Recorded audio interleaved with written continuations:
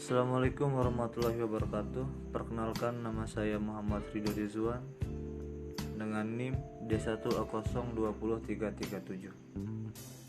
Pada kesempatan kali ini saya akan mempresentasikan dasar-dasar filsafat hukum dengan dosen pengampu Dr. Ufron Trisna SHM. Filsafat hukum. Filsafat berasal dari istilah Yunani, yaitu terdiri dari dua kata, philos yang berarti suka dan cinta, dan sophia yang berarti kebijakan. Jadi kata itu berarti cinta kepada kebijaksanaan. Sedangkan hukum menurut Utrecht, hukum adalah himpunan petunjuk hidup, baik perintah ataupun larangan, yang mengatur tata tertib dalam suatu masyarakat yang seharusnya ditaati oleh anggota masyarakat, dan jika dilanggar dapat menimbulkan tindakan dari pihak pemerintah atau dari masyarakat itu.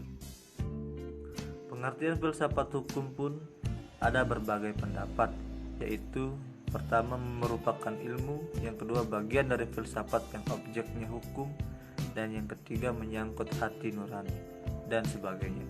Adapun mazhab dalam filsafat hukum diantaranya yaitu yang pertama, mazhab hukum alam. Hukum alam adalah hukum yang normanya berasal dari Tuhan Yang Maha Esa, dari alam semesta, dan dari akal budi manusia. Karenanya ia digambarkan sebagai hukum yang berlaku abadi. Hukum alam sesungguhnya merupakan suatu konsep yang mencangkup banyak teori di dalamnya. Berbagai anggapan dan pendapat yang dikelompokkan ke dalam hukum alam bermunculan dari masa ke masa. Mempelajari sejarah hukum alam, maka kita akan mengkaji sejarah manusia yang berjuang untuk menemukan keadilan yang mutlak di dunia ini serta kegagalan-kegagalan. Pada suatu saat hukum alam muncul dengan kuatnya, pada saat yang lain ia diabaikan. Tetapi yang pasti hukum alam tidak pernah mati. Hukum alam dimaknai berbagai arti oleh beberapa kalangan pada masa yang berbeda. Di antaranya yaitu ada pendapatnya Aristoteles, Thomas Aquinas, dan Hugo Grotius. Kedua yaitu mazhab hukum sejarah. Menurut von Sapitzny, hukum itu tidak dibuat tetapi tumbuh dan berkembang bersama masyarakat. Latar belakang pendapat Sapitzny ini timbul di atas karena keyakinannya bahwa dunia yang terdiri dari bermacam-macam bangsa mempunyai polgage, jiwa bangsa yang berbeda-beda, yang tampak dari perbedaan kebudayaan. Ekspresi itu juga tampak pada hukum yang sudah barang tentu berbeda pula pada setiap tempat dan waktu. Isi hukum yang bersumber dari jiwa rakyat itu ditentukan oleh pergaulan hidup manusia dari masa ke masa.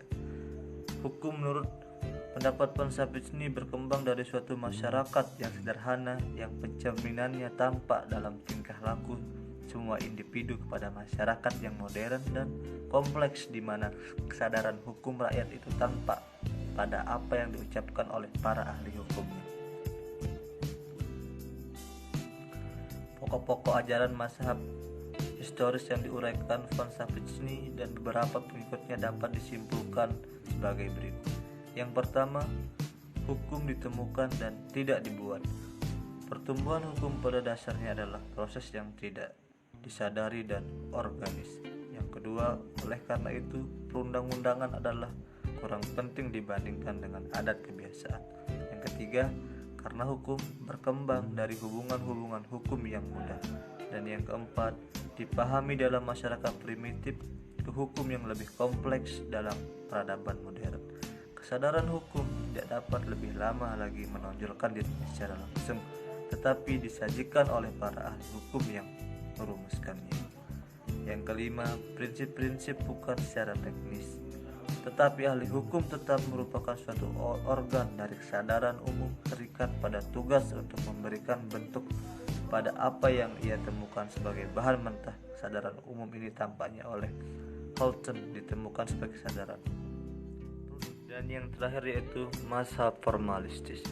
Menurut mazhab formalistis, hukum dan moral merupakan dua bidang terpisah dan harus dipisahkan. Salah satu cabang dari aliran yang menganut pendapat ini adalah mazhab formalistik yang teorinya lebih dikenal dengan nama Analytical Jurisprudence. Di antara tokoh terkemuka dari mazhab ini adalah John Austin dan Hans Kelsen. Austin mendefinisikan hukum sebagai peraturan yang diadakan untuk memberi bimbingan kepada makhluk yang berakal oleh makhluk yang berkuasa di atasnya.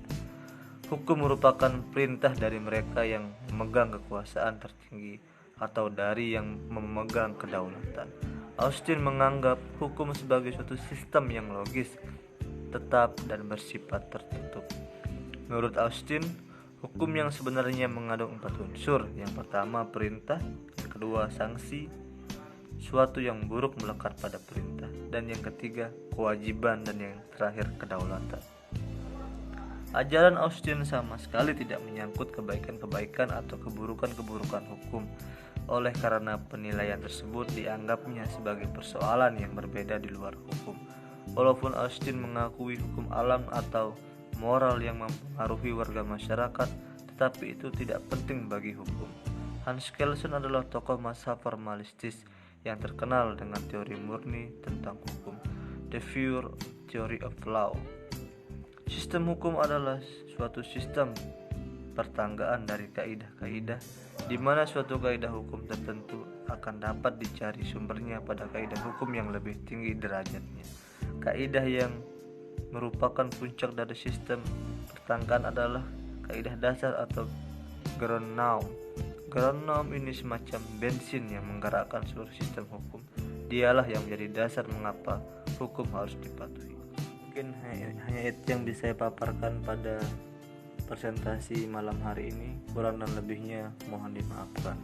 Wassalamualaikum warahmatullahi wabarakatuh.